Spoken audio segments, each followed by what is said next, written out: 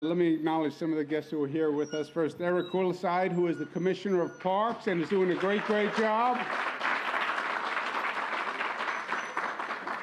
Michael Dowling, President and CEO of Northwell Health. Did you Northwell people know that Michael is going to be performing at Northwell Health? He actually sings a beautiful Irish ballad. Let's give him another round of applause. We have State Senator John Brooks, who's doing a great job. We have Matt Cohen, who's the new president of the Long Island Association, so congratulations to him. We have John Dorso representing the Brothers and Sisters of Organized Labor. Good to be with John. We have Suffolk County Presiding Officer Rob Calarco, who's doing a great job. Pleasure to be with Rob. And we have Suffolk County Legislator Jason Richburg. Pleasure to be with you. Thank you. I love coming to Jones Beach. Jones Beach brings back all sorts of memories for me. As a kid, this was it, Jones Beach, right? This was where we went during the summer. My grandparents used to take me. My father was doing whatever he was doing. You know those politicians, they work all the time, those people. But the choice would be Jones Beach or Sunken Meadow. That was the big choice. That was the variety where we would go. And I would come out as a kid with my grandparents and some of my sisters. And we would spend all day at the beach, just all day at the beach.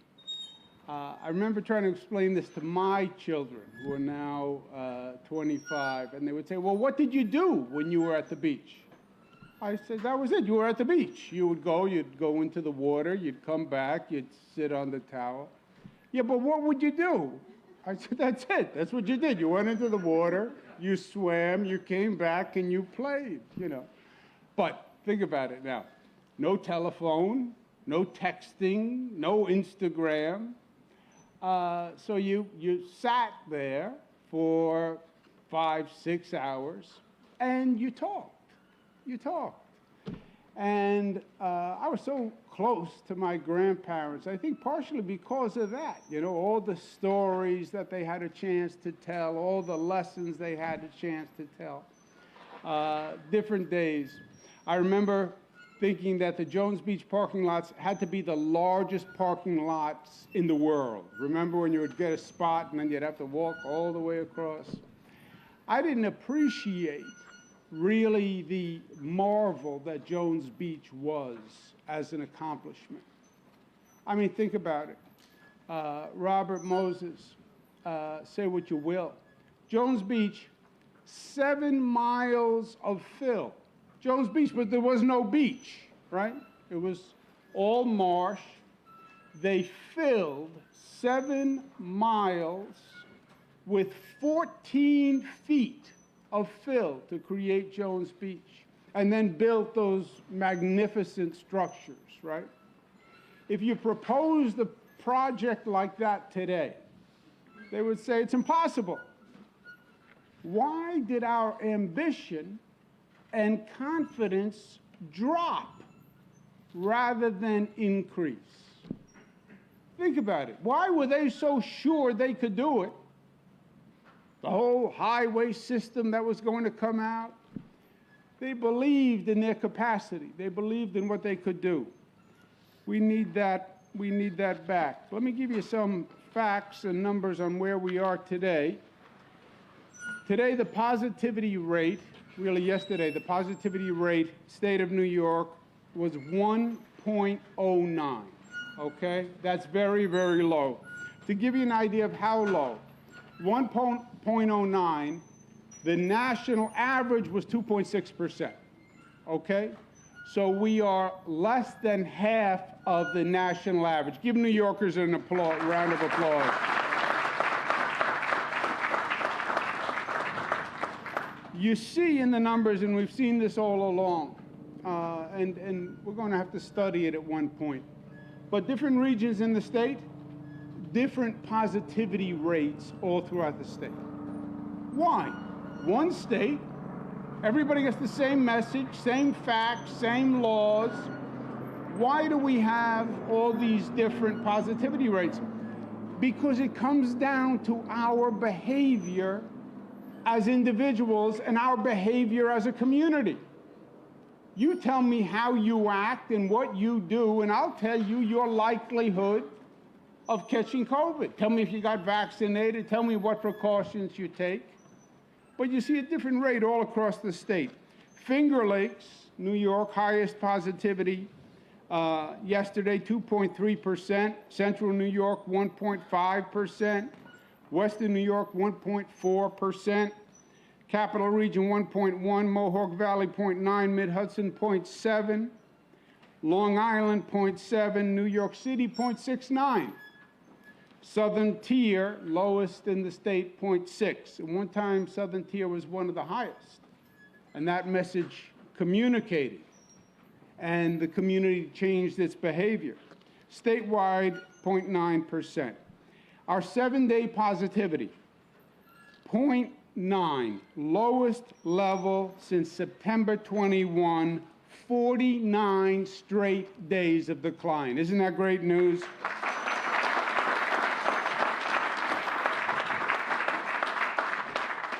Long Island, 7-day positivity, 0.7%, lowest since August 29th. So that's really great news.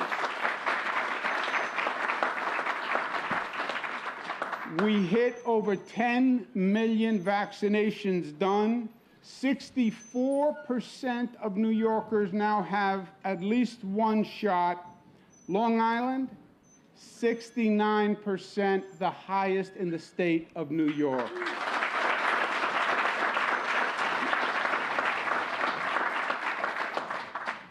Just so we know it's not yet time to fully celebrate, some people want to say, well, COVID is over now. It's over. It's not over. It's managed. It's not over.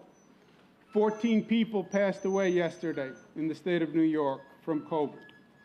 And a troubling trend, the number of vaccinations is dropping off dramatically.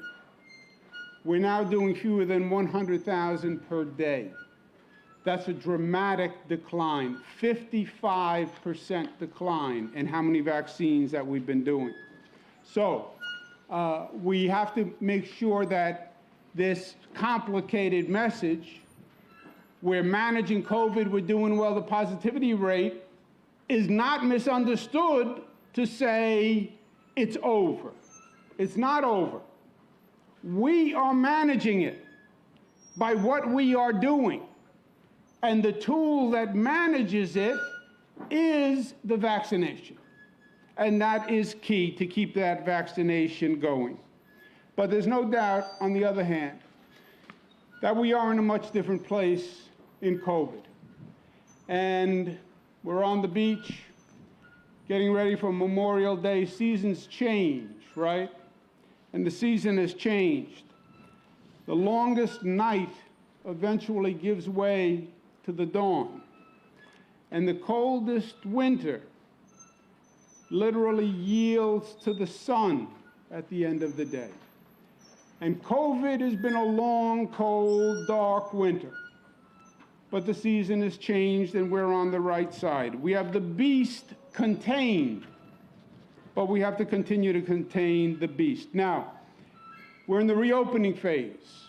I talk to governors all day long. This year I'm chairman of the National Governors Association.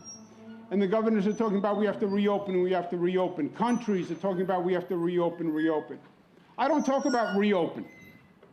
Reopen suggests we're going to go back to where we were the day before COVID. We're going to reopen. We're going to go back to where we were the day before COVID. No. Life is not about going back. Life is about going forward. I don't want to go back to where we were the day before we started COVID. I want to go forward. I want to learn from this past year. I want to learn from the pain. I want to learn from the positive of what we've learned and make sure that not only do we reopen, but that we reimagine New York and we reimagine what we can be, and we build back better than we've ever been before. That's what we do. We seize the opportunity. What did we do after Hurricane Sandy? Nobody said, let's replace everything that was there. That wasn't our goal. We learned a lesson from Hurricane Sandy. We got knocked on our rear end. Open your eyes and learn from what happened and improve. There were homes that were wiped away, where I was there with the owners, crying, everything gone, their life gone. You go back to those homes today, they're elevated. Why? Because we learned. The electric grid was all underwater. Why? Because the transformers were on the ground. And the water came up, and all the transformers were submerged. Elevate the electric grid. Elevate the transformers. Get it out of the water. And that's the new electric system we have. And let's take a moment to say, what should we have done that we hadn't done? We just announced a new Bay Park treatment plant. Bay Park treatment plant was a problem for 15 years. It would get overwhelmed and drop everything into the channel. And now we have an entirely new treatment plant with a pipe that goes 3 miles out to the island, into the ocean. Why? Because you learn and you grow. And that's what we have to be doing here, and that's what we have to be doing now. We're off to a great start with our state budget, which we passed. It's on time. We got it done this session. But it does just that. It says, let's invest, let's learn, let's grow from this experience. Let's do the things that we should have been doing. Let's fix the Long Island Railroad, add that third track, make it a commute that is decent and safe and sound. Let's build a new Penn Station. Who wants to sit on the Long Island Railroad for 45 minutes to wind up in Penn Station, which is like the 7 levels of hell? What kind of way is that to start a day? So we're building a new Penn Station, so the commute actually works. We've been talking about transferring to green energy for how long? How long have we been talking about renewables and getting away from fossil fuels? Do it now. New York State is embarking on the largest renewable energy project in the United States of America, in this state, on this island, with wind turbines and cables, bringing power to Long Island. So we are finally have a sustainable energy source that saves the planet.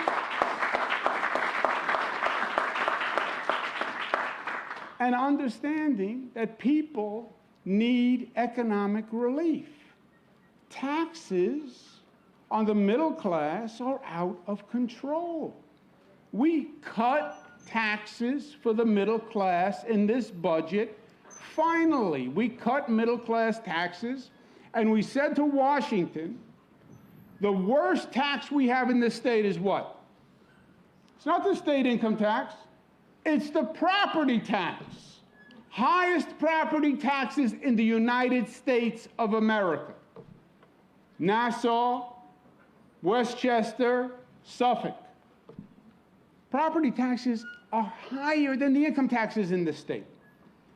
And what did this federal government do over the past 4 years?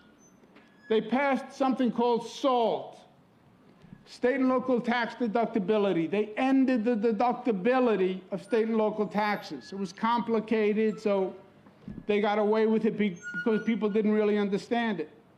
It basically raised your property taxes 30, 40, 50%.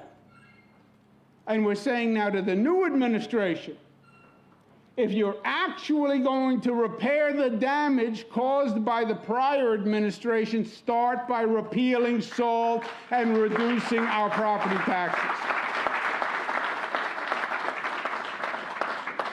It was a great budget, and I want to applaud Senator Brooks for his great work.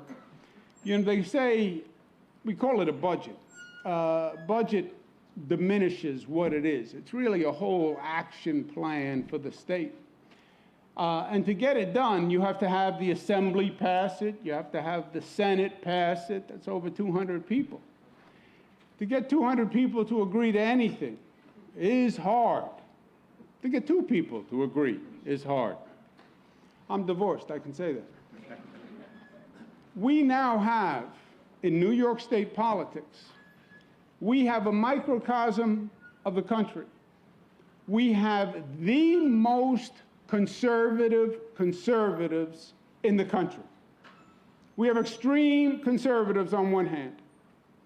And then we have the most liberal, not even liberal, we have socialists now. They call themselves socialists.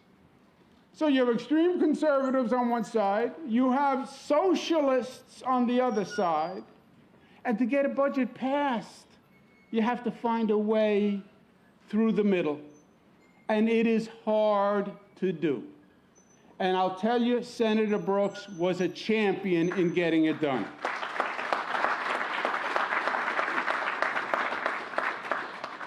So, things are looking good. We're reimagining, we're rebuilding, but we have to maintain our containment of the beast, and that is the vaccines. And the vaccines are dropping off. 2 groups, the youthful and the doubtful.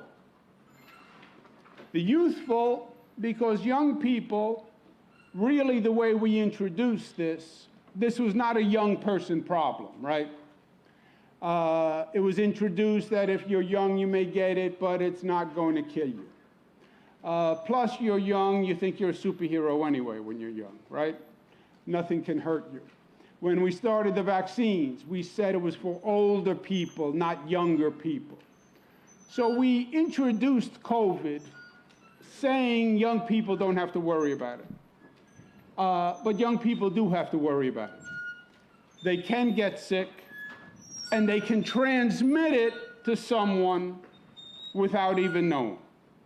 So focusing on young people to get the vaccines, and then what I call the doubtful. Doubtful people who are doubtful of a vaccine. I don't like needles. I don't know that I need it. Government tells me to do it. I don't believe government about anything. And I'm nervous. I'm nervous about it. I don't know if it works. 10 million New Yorkers have taken it. It has been proven internationally. Almost every major medical official in the country will tell you, take the vaccine, it's safe. So those are the 2 groups we're targeting.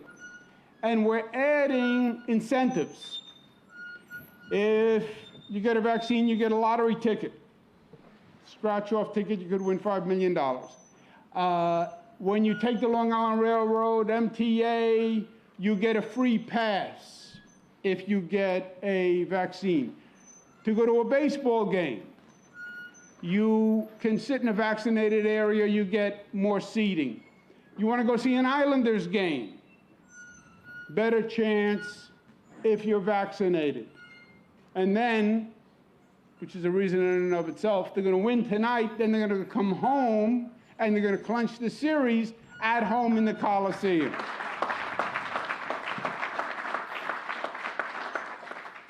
So today we announce a new incentive, a shot in the park. You like that? Shot in the park? I didn't come up with that. As a matter of fact, whoever came up with that one. Shot in the park. Shot in the park is if you get a vaccine this week, anytime this week, you will get a 2-day family pass to any state park. B, if you come to a state park on Memorial Day weekend, if you get a shot when you come, Jones Beach is perfect. You're driving in, you have to go right past the vaccine center, stop, get a vaccine, you get a 2-day free pass to come into any state park. This is for all 16 parks across the state. State parks have been rejuvenated the way Jones Beach has. This is a new Jones Beach, and you should really take a look at it. But people have discovered our state parks, and I think partially our work rejuvenating them. Last year, 78 million people went to state parks, set a new record. On Long Island, 32 million people went to state parks. So we're going to use those state parks, use Memorial Day, enjoy the park, come, get a vaccine. We're going to set up a vaccine site at every one of the 16 state parks. Northwell is going to set up sites at all of the parks on Long Island. Right after Mike Dowling performs at the Northwell Theater, because first things first. Then they're going to set up their pop-up sites for all the state parks on Long Island. It's easy, it makes sense, it's smart, you don't have to go out of your way, and it is the right thing to do. My last point is this: it's Memorial Day, and we remember those who gave their lives on Memorial Day, gave their lives for this country, fought for freedom because freedom isn't free. I also think we should remember this past year on Memorial Day, remember the 42,000 New Yorkers who died. 42,000. Remember the 1,000 essential workers who died giving their life. Giving their life. Seasons change, but memories have to remain. Lessons have to remain. Remember how frightening COVID was when it started. Remember how frightened people were they wouldn't come out of their homes. Walk into a hospital during COVID, and it was like you were landing on outer space. People covered with garb, head to toe, face shields. You couldn't even see a person's eyes or face. They wore name tags with pictures in the hospital, just so the patient could see some humanity. Nobody knew how it spread. Nobody knew how really it was transmitted. And you had people who showed up every day to fight that disease. It takes a special person to run into a fire to save someone. It takes a special person when every instinct in your body says, that's dangerous. Don't go there. Run away. It takes a special person to say, no, I'm going in because I think I can help someone. And the essential workers did that day after day after day after day. Every day, walking into the fire, not knowing, God forbid, am I getting infected? God forbid, am I getting infected? And then bringing it back home to my child. Nurses, doctors, hospital staff, teachers, food delivery workers, all these brave people, bus drivers, subway drivers. I stand up there every day and I say, stay home, be safe, stay home, don't go out, keep your kids home, stay in. But not you. You're an essential worker. You have to go to work tomorrow so everybody else can stay home. And they did. And they did. You want to talk about bravery, you want to talk about courage, you want to talk about selflessness. You want to talk about that question in your mind, what would you do if the circumstances asked you to really stand up and put your life on the line? What would you do? Would you stand up and run into the fire, or would you walk away? They walked into the fire every day. and we owe them a profound, profound thank you. We went from the highest infection rate on the globe in New York, on the globe, to the lowest infection rate, and we saved tens of thousands of lives because there are no people on this planet like the people of this state. And they showed their character and their strength and their courage and their unity. And remember them and their families on Memorial Day. Thank you, and God bless you.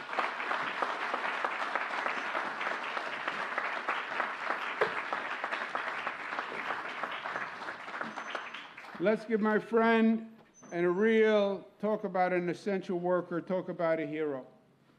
Michael Dowling's name is at the top of the list. Ladies and gentlemen, Michael Dowling.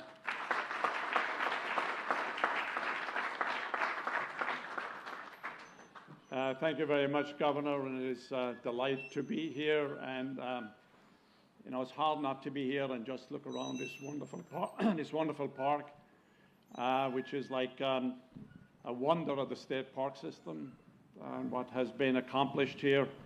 And I reflect back on what the governor said about the people who built all of these years and years ago. It took vision, it took courage, it took perseverance, it took resilience. It's the very kind of vision and resilience that the governor displayed and leadership that he displayed during the COVID crisis over the last 12 months, and the same as he's now projecting what we've got to be doing going forward. Because we're coming out of this, but we're not fully out of it, as the governor said, and I will come back to that in a moment.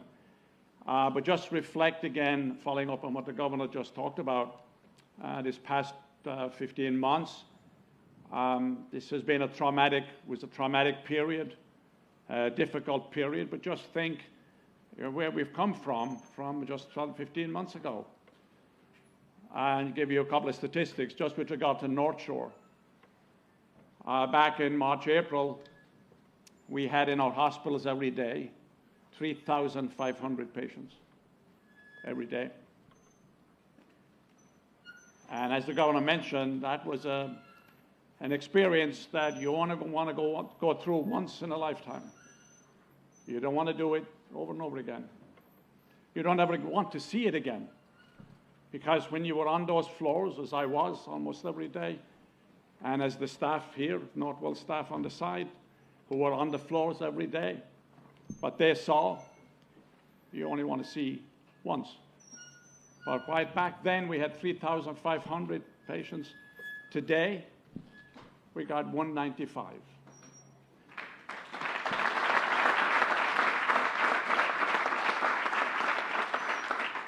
We actually saw over 200,000 COVID patients at Northwell. That's what a pandemic does. So we've made lots of progress. We've come a long way. We're on the home stretch. We can see the finish line. But COVID is not gone. It's here. And this is a message for everybody. You know, COVID, the virus is sneaky. It hides. It hides in the shadows. The biggest danger is thinking it's gone, disappeared. I'm out, I'm having a great time, I'm going to the beaches, I'm going to the restaurants, and I don't have to do the things you should do. But no, it's hanging around. And it's waiting to pounce. And we don't know who it's going to pounce on. Right? It can be anybody. There's only one sure way that we can get to the finish line, and that's to make sure that everybody gets vaccinated. That is the cure-all. So everybody here and everybody that's watching has to become an ambassador to say, if you want to get to the finish line, if you want to put COVID in the rear view mirror, and you want to say we are out of it, what we have to do is to make sure that everybody gets vaccinated. It works. It is safe. The science works. Now we have people who are hesitant, understand that. But that takes an obligation on the rest of us to continue to educate them, continue to inform, continue to advise, continue to say to them that they have an obligation and a responsibility to themselves, to their families, to their neighbors, and to the rest of us. Because you don't want to repeat what we have seen over the past 12 months. And it affected certain populations a lot more than it affected other populations. People of color were disproportionately affected. Raises the obligation for everybody, people of color and everybody, to get vaccinated. Now, as the governor mentioned, we will be vaccinating over the next couple of weeks in all the parks around here, because what we want to do at the governor's direction is to make it simple, make it easy. So we are going to bring the vaccine to where you are going to be.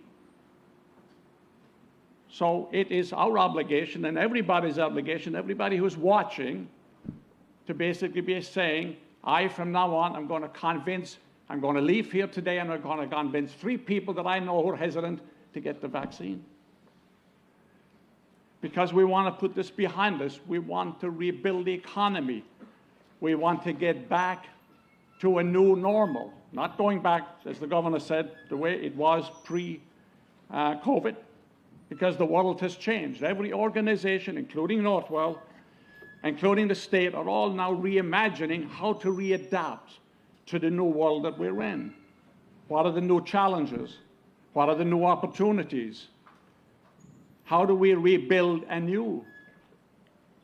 And the governor at the beginning of his comments reflected, as I mentioned a while ago, the rebuilding of all of these parks way back. They took real vision.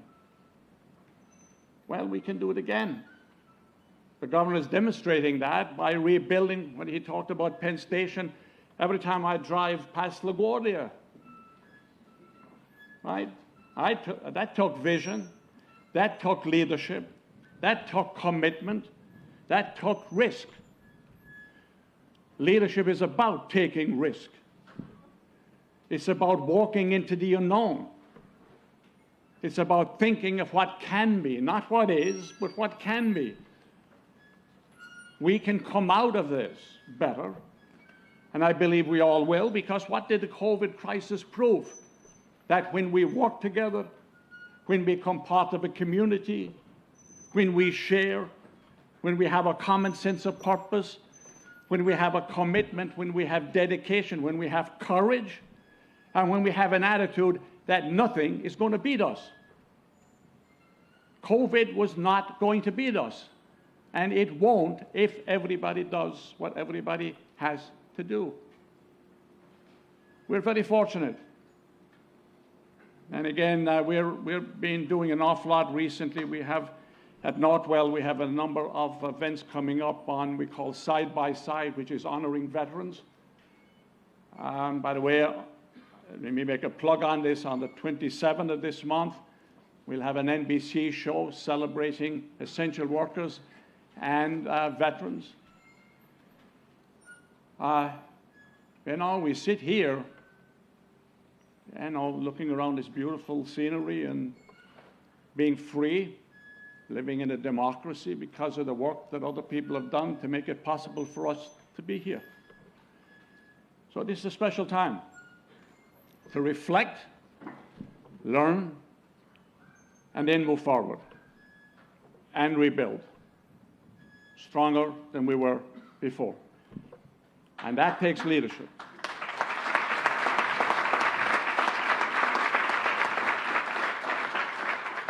And that takes the kind of leadership that the governor possesses, the leadership that I observed so closely all during the past 15 months. And of course, we've known each other a long time, and I have observed it many years in the past. But that's the kind of leadership we need going forward. Optimistic, positive, not looking at a challenge, but looking at opportunity. But in the meantime, now, we put COVID in the rearview mirror. We say goodbye to it. We've had enough of you. You've lived with us for a year and a half. To hell with you now. You're gone. Vaccinate. Okay? Thank you so much.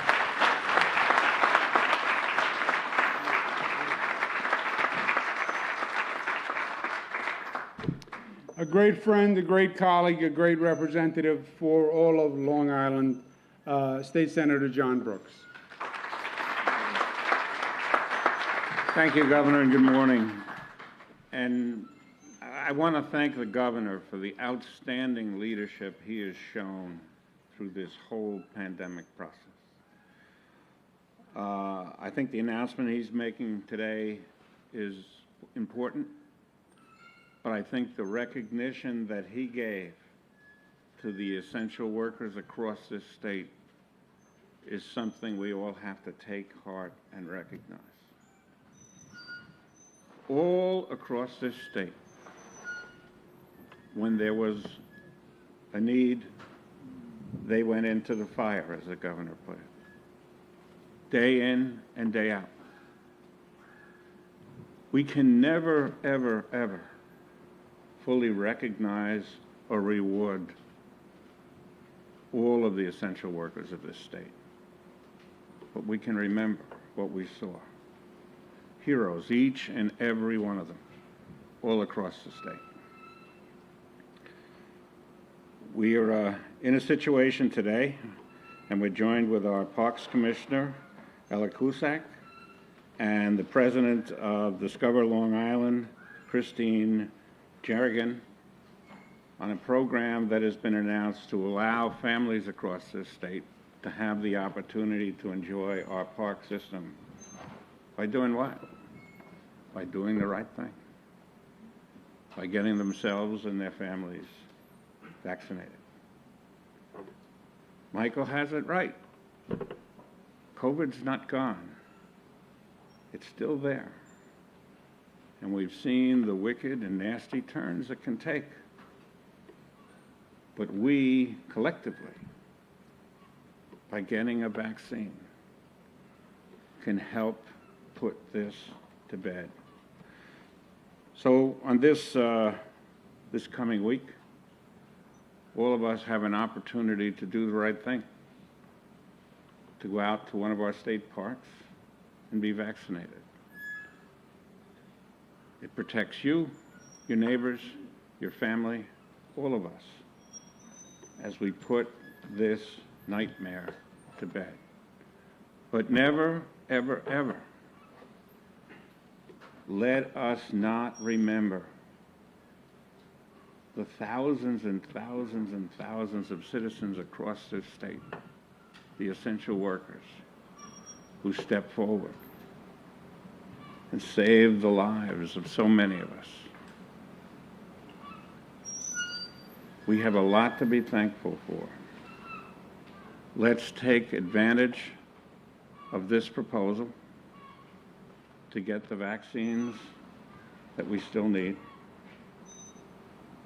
and enjoy the benefits that state parks like this one make available to all of us.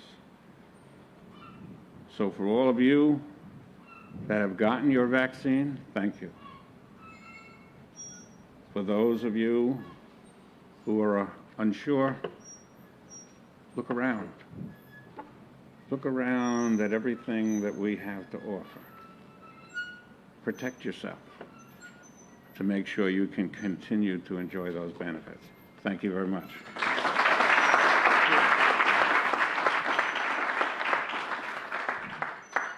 I think the message was loud and clear. To Kristen Jarnigan at Discover Long Island, let's thank her for being here today and for what she does. Commissioner Kuliside and the whole team at Parks that is going to figure out how to make this work seamlessly and flawlessly. And if there is any confusion, his number is 917-575. Let's give Eric a round of applause. Senator Brooks, this state budget is going to build back a New York that we've never seen before, and it was about time. And thank you for the leadership, Senator. Thank you very much. And to Michael Dowling and Northwell, not only did they come to the rescue on Long Island, they came to the rescue all across the state of New York. Michael, I've known for many years. Michael was the health advisor to a gentleman named Mario Cuomo, who served as governor of New York. And I worked with Michael then. And my father had inestimable trust in Michael. And he was right. And when COVID started, and we thought we were heading into the apocalypse, the first phone call for me was to Michael Dowling to come and sit down and put a group together. We did it at the Javits Center, where we were setting up the largest field hospital in the country, 2,500 cots. It looked like you were getting ready for the day after the apocalypse. All Army personnel, jeeps. It was frightening. And Michael's leadership shone through. So Northwell never says no. They were a champion all across the state. And then we helped other states, and Northwell actually went to other states. I was going to get my vaccine at Northwell, and I called Michael. And he said, come in, no problem, I'll do it myself. It's 6 shots in your posterior. I think that was just a personal shot, so to speak. Thank you, and God bless you.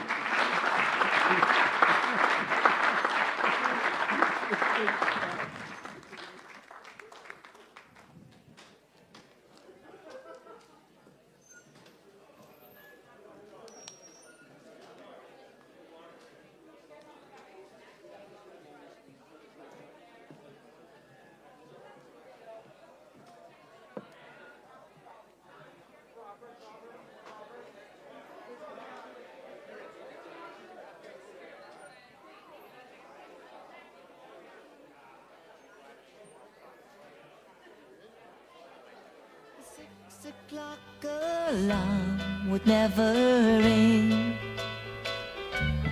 but it rings and I rise, wipe the sleep out of my eyes.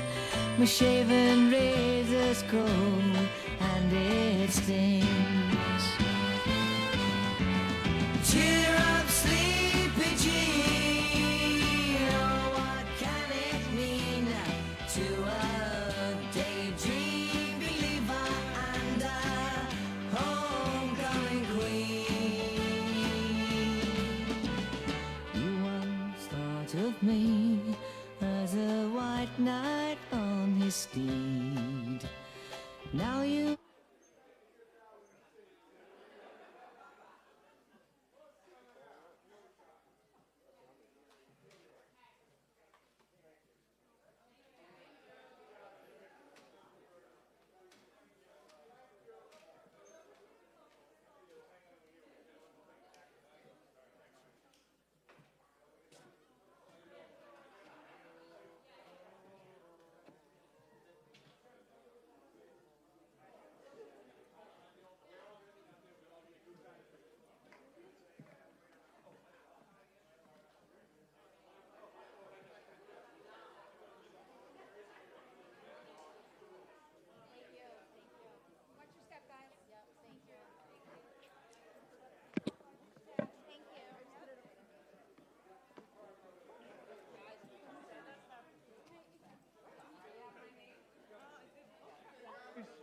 Any questions?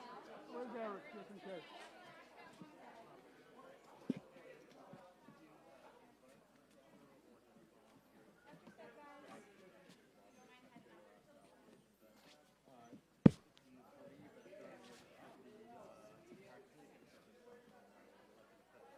Yeah, I think I had conversations with my brother.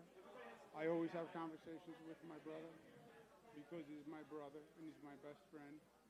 And obviously he was a...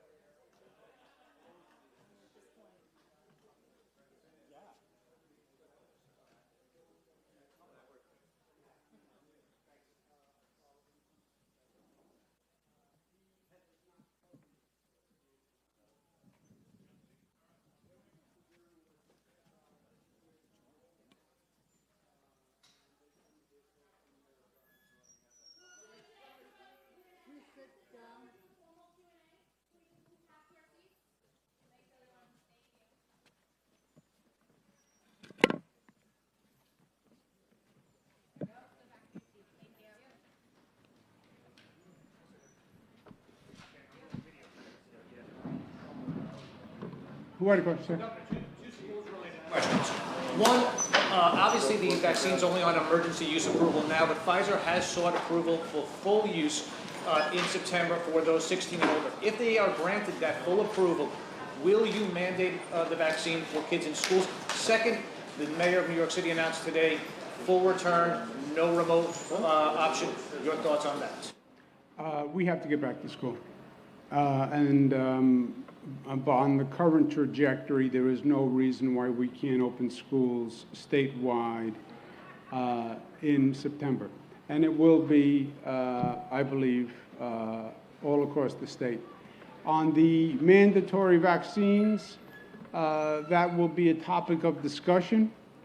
It already is, and it's a controversial topic of discussion.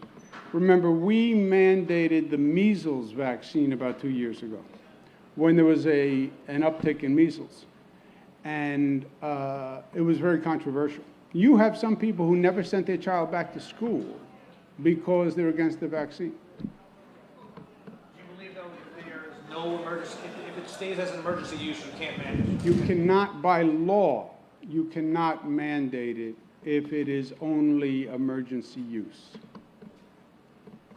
Okay, anything else? And Governor, you said about remote learning in New York City, that being taken off the table, is that a good idea, or? We're going to set a statewide policy which will govern all school districts. But if you ask me today, by the current trajectory that we are on, I think there's no reason why every school shouldn't be open in September.